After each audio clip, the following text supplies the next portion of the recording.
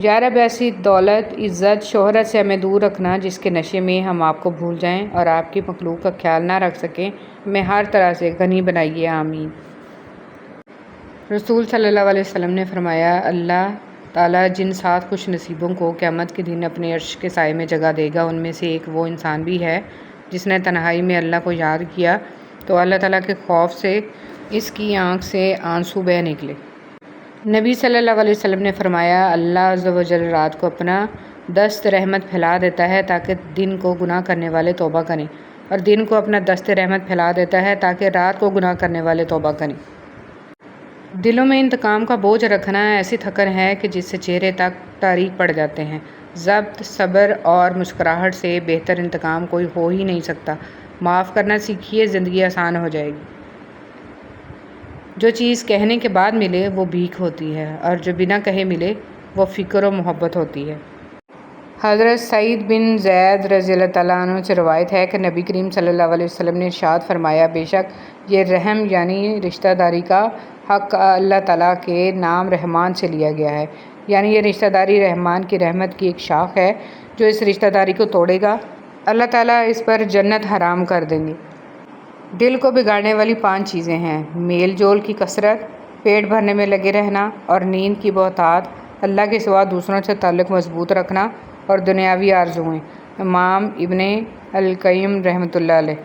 دنیا کا ہر آدمی جنت جانا چاہتا ہے لیکن جنت جانے کے لیے مرنا نہیں چاہتا۔ کتنی عجیب بات ہے نا، کبھی ہم اپنی سادگی کی وجہ سے دھتکار دیے جاتے ہیں اور کبھی کوئی سادگی سے اتنا متاثر ہوتا ہے کہ ہمیشہ کے لیے ہمیں اپنی زندگی میں شامل کر لیتا ہے۔ دل بڑا رکھیے، تنگ دل رہیں گے تو بیمار ہو جائیں گے، اور انسان کی بیماری کی بہت سی وجوہات میں سے ایک اس کی تنگ نظری اور دوسری اوروں کی دل آزاری ہوتی ہے۔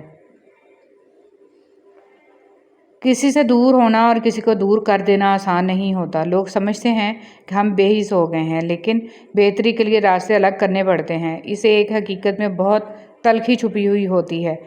ہو سکتا ہے جسے آپ بے رخی سمجھ رہے ہوں وہ اس شخص کی ذات کا اذیت بھرا دور ہو۔ حضرت علی رضی اللہ تعالیٰ عنہ نے فرمایا، جس انسان کی جان نکل جائے وہ زندہ نہیں رہتا، لیکن جس انسان کا احساس نکل جائے وہ انسان ہی نہیں رہتا۔ بہت سی باتیں ایسی ہوتی ہیں جن کے جواب میں ہم ٹھیک ہے کے علاوہ کچھ نہیں کہہ سکتے، جبکہ وہ کسی بھی طرح ٹھیک نہیں ہوتی۔ اللہ تعالیٰ کوئی نہ کوئی وسیلہ بنا دیتا ہے، وہ اپنے بندوں کو کبھی تنہا نہیں چھوڑتا۔ وہ معجزے جن کے انتظار میں تم ہو، وہ تم سے بھی زیادہ بے تابی سے تمہارے منتظر ہیں۔ تمہارے لیے راستے بھی بنا دیے گئے ہیں اور تمہاری دعاؤں کو سن بھی چکا ہے۔ تمہارے نصیب میں صبر کا سنہری صلہ لکھا جا چکا ہے۔ تمہارے آنسوؤں کی تمام گنتی کو مد نظر رکھ کر خوشیوں کا میلہ تمہارے نام کر دیا گیا ہے، کیونکہ جب بات اللہ پر کیے گئے یقین پر آ ٹھہرے تو معجزوں کا واقعہ ہونا لازم و ملزوم ہو جاتا ہے۔ درد اللہ سے بانٹ لو تو روح کو بھی سکون آ جاتا ہے۔ مجھے میرا اللہ کافی ہے جس کے سوا کوئی الہ نہیں، میں اس پر بھروسہ کرتا ہوں اور وہی عرش عظیم کا مالک ہے۔ خوبصورتی تو ختم اور تبدیل ہو جاتی ہے، لیکن سیرت نہ تو ختم ہوتی ہے نہ ہی تبدیل۔ حضرت علی رضی اللہ تعالیٰ عنہ نے ارشاد فرمایا، صرف پیسے کا ہونا رزق نہیں ہے، نیک اولاد، اچھا اخلاق اور مخلص دوست بھی رزق میں شامل ہیں۔ اللہ سے ہمیشہ وہ طلب کیا کرو جو تمہارے حق میں بہتر ہو، نہ کہ وہ جو تم چاہتے ہو۔ ہو سکتا ہے تمہاری چاہت بہت کم ہو اور تمہارا حق بہت زیادہ ہو۔ دنیا تعلیم یافتہ لوگوں سے بھر گئی مگر انسانیت سے خالی ہو گئی۔ پہلے 2 لوگ لڑتے تھے تو تیسرا صلح کراتا تھا، مگر اب تیسرا ویڈیو بناتا ہے۔ جھوٹے انسان کی اونچی آواز سچے انسان کو خاموش کرا دیتی ہے، لیکن سچے انسان کی خاموشی جھوٹے انسان کی بنیاد ہلا دیتی ہے۔ کسی کی نعمتیں بھی الگ ہیں، ہر کسی کی آزمائشیں بھی، ہر کسی کی کہانی الگ ہے، سبق الگ ہیں۔ کبھی کسی اور کو دیکھ کر یہ مت سوچیں کہ میں محروم ہوں، آپ پر بھی آپ کے رب کی بہت عطائیں ہیں۔ فائدہ نہیں ہوتا، سب کو وہی ملتا ہے جو اللہ نے ان کے نصیب میں لکھ دیا ہو۔ بہترین کی خواہش تو سبھی کرتے ہیں، مگر بہترین پانے کے لیے بہترین بننا پڑتا ہے، کیونکہ اب پاک تو پاک۔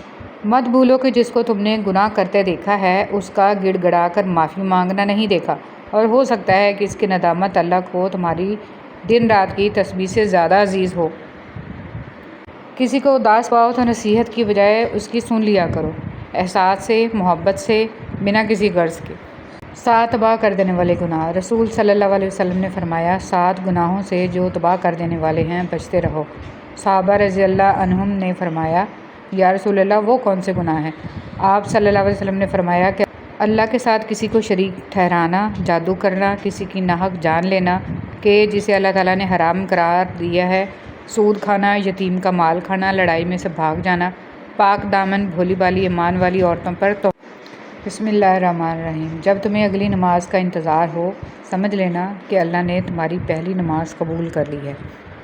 نفس بہت ظالم ہے، کبھی گناہوں میں مبتلا کر کے رب سے دور کرتا ہے، کبھی نیکیوں اور عبادتوں کے غرور میں مبتلا کر کے اعمال کو بھسم کر دیتا ہے۔ اے اللہ، میں اپنے نفس کے شر سے تیری پناہ مانگتا ہوں۔ اللہ تعالیٰ آپ کی زندگی میں چین و سکون کی ایسی بہار لائے جو کبھی ختم نہ ہو، آپ کو ارض و سما کی تمام آفات سے محفوظ رکھے اور بے حساب خوشیاں عطا فرمائے، ہمیشہ کی خوشی، تندرستی اور صحت عطا فرمائے، آمین ثم آمین۔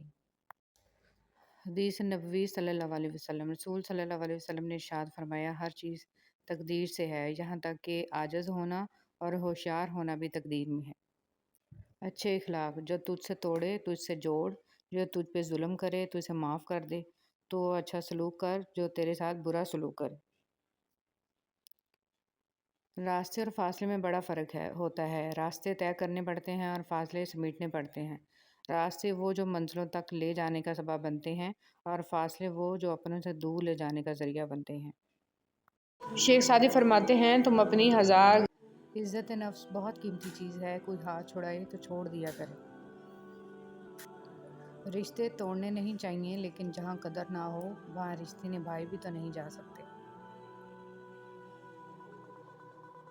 کچھ لوگ اپنی اکڑ کی وجہ سے قیمتی رشتے کھو دیتے ہیں اور کچھ لوگ رشتے بچاتے بچاتے اپنی قدر ہی کھو دیتے ہیں۔